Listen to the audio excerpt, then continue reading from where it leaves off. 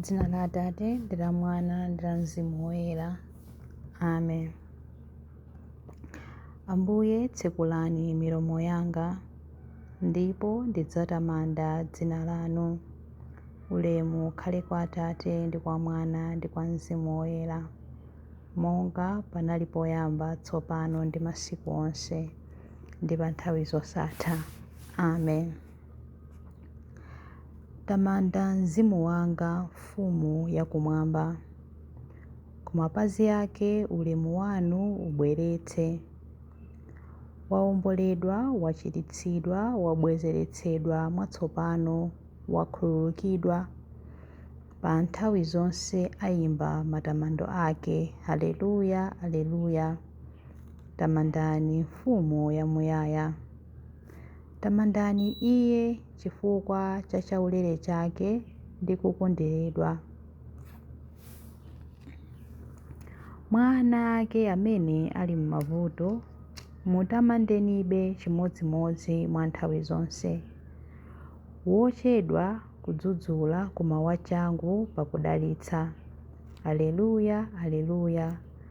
Waulemerero mukukhulupirika kwake. Monga Atate atisamalira ndi kutipatula, akudziwa bwino lomwe kufowoka kwa matupi athu. M'dzanja lake mosamala atisenza, atipulumutsa kwa adani athu onse. Aleluya, aleluya. Chifundo chake chisefukira kwambiri. Angelo tithandizeni kupembedza iye.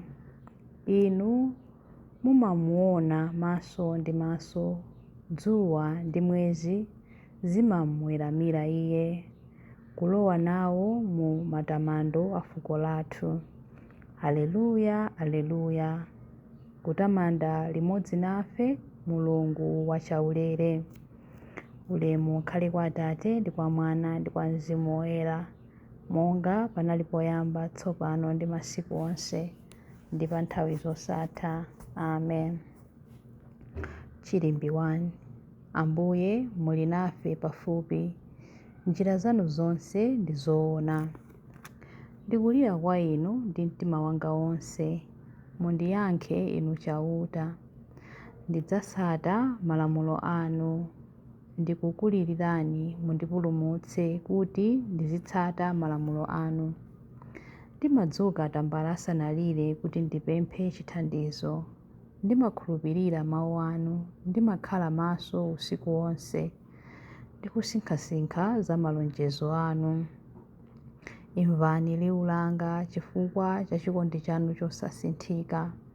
Inu chauta, sungani moyo wanga chifukwa cha chilungamo chanu. Anthu ankhanza ondizunza akuyandikira, iwo ali kutali ndi malamulo anu. Koma inu chauta muli pafupi, ndipo malamulo anu onse ndi woona. Powerenga malamulo anu ndidzadziwa kale lomwe kuti inu mudawakhazikitsa mpaka muyaya. Ulemu ukhale kwa Atate ndi kwa Mwana ndi kwa Mzimu Woyera, monga panali poyamba, tsopano ndi masiku onse, ndi pa nthawi zosatha. Amen. Ambuye muli nafe pafupi, njira zanu zonse ndi zoona. Chilimbi 2. Ambuye luntha lanu likhale likugwira ntchito mwa ine nthawi zonse. Mulungu wa makolo anga, Ambuye achifundo, ndinu amene mudalenga zinthu zonse ndi mawu anu. Ndi nzeru zanu mudalenga munthu kuti azilamulira zolengedwa zonse zimene inu mudazipanga, kuti aweruze dziko lino lapansi ndi mtima wangwiro ndi wolungama, ndipo kuti azigamula milandu mosakondera. Mundipatse luntha limene limakhala pafupi ndi mpando wanu wachifumu. Musandichotse m'gulu la ana anu. Ndinedi mtumiki wanu, mwana wa mzakazi wanu. Ndine munthu wofowoka ndi wa moyo wochepa. Ndimangomvetsa pang'ono za chilungamo ndi malamulo. Ngakhale munthu akhale wangwiro pakati pa ana a anthu, Koma popanda luntha lochokera kwa inu, anthu adzamuyesa wopanda pake. Luntha limakhala nanu ndipo limadziwa ntchito zanu. Linali nanu pamene munkalenga dziko lapansi. Limadziwa zimene zili zabwino pamaso panu ndi zimene zili zolungama potsatana ndi malamulo anu. Mulitumize kuchokera ku dziko loyera lakumwamba ndi ku mpando wanu wa ulemerero, kuti likhale nane ndi kundithandiza pa ntchito zanga, ndipo lindidziwitse zokomera inu. Luntha limadziwa ndi kumvetsa zonse. Lidzanditsogolera mochenjera pa ntchito zanga, ndipo lidzanditchinjiriza ndi ulemerero wake. Ulemu ukhale kwa Atate ndi kwa Mwana ndi kwa Mzimu Woyera, monga panali poyamba, tsopano ndi masiku onse, ndi pa nthawi zosatha. Amen. Ambuye, luntha lanu likhale likugwira ntchito mwa ine nthawi zonse. Chilimbi 3. Kukhulupirika kwa Ambuye kudzakhalapo mpaka muyaya. Tamandani chauta inu mitundu yonse ya anthu.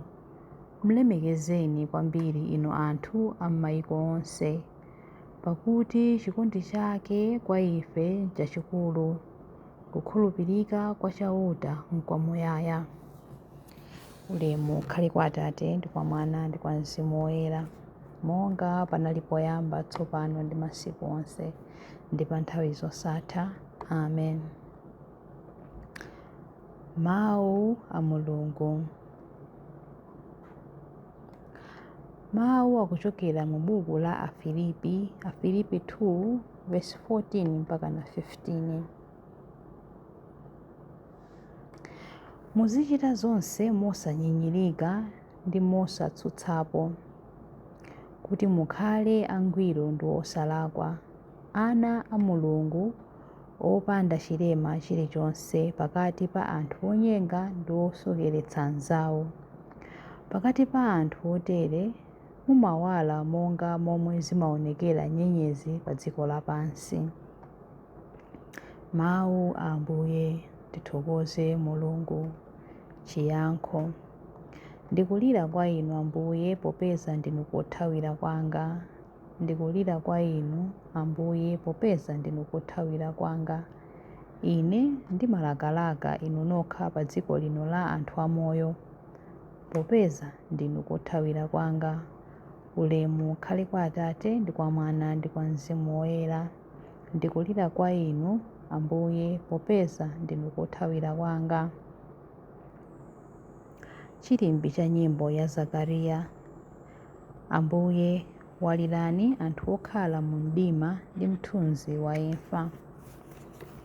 Adalitsike Ambuye Mulungu wa Israeli, wadzayendera anthu ake ndi kuwawombola. Watiukitsira ife mpulumutsi wamphamvu, nyumba ya Davide mtumiki wake, monga adalonjezera ndi milomo ya anthu oyera, iwo amene adali aneneri pa nthawi yakale. Mpulumutsi amene adzatimasula ife kwa adani athu, ku manja a onse amene amadana nafe. Choncho chikondi chake pa makolo athu chakwaniritsidwa, ndiponso pangano chake choyera chakumbukiridwa.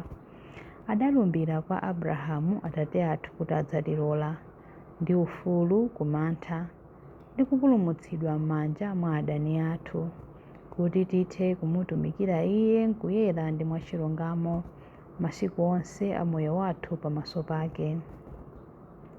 Kwa iwe, mwana wang'ono, udzayitanidwa mneneri wa Mulungu wamwambamwamba. Udzapita kumtsogolo mwa Ambuye kuti ukakonze njira zake Iye asanabwere, kuti akadziwitse anthu ake za chipulumutso chawo kudzera mchikhululukiro cha machimo awo onse. Chikondi chokoma cha mtima wa Mulungu wathu, amene amatiyendera ngati m'bandakucha wakumwamba. Adzapasa kuwala iwo amene ali mu mdima, iwo amene akukhala mu mthunzi wa imfa, ndi kutitsogolera ife mu njira ya mtendere. Ulemu ukhale kwa Atate ndi kwa Mwana ndi kwa Mzimu Woyera, monga panali poyamba, tsopano ndi masiku onse, ndi pa nthawi zosatha. Amen. Ambuye walirani anthu okhala mu mdima ndi mthunzi ya imfa. Mapemphero. Ndi chikhulupiriro tiyeni tipemphere kwa Mulungu amene adasankhula amayi Virgo Maria kuti akhale wopambana zolengedwa zonse zakumwamba ndi za dziko lapansi pano. Ambuye yang'anani amayi a mwana wanu ndipo mumvere pemphero lathu. Tikukuyamikani inu Atate achifundo popeza mudatipatsa amayi Maria kukhala amayi athu ndiponso chitsanzo chathu. Kudzera m'mapemphero awo otinenera yeretsani mitima yathu. Ambuye yang'anani amayi a mwana wanu ndipo mumvere pemphero lathu. Mudawalimbikitsa amayi Maria kukhala womvetsera mawu anu ndiponso wokhulupirika mu utumiki wanu. Kudzera m'mapemphero awo otinenera tipatseni mphatso za Mzimu Woyera. Ambuye yang'anani amayi a mwana wanu ndipo mumvere pemphero lathu. Mudawapatsa mphamvu amayi Maria pansi pa mtanda ndi kuwadzaza ndi chimwemwe pakuuka kwa mwana wanu. Kudzera m'mapemphero awo otinenera tichotsereni nkhawa zathu ndipo limbikitsani chiyembekezo chathu.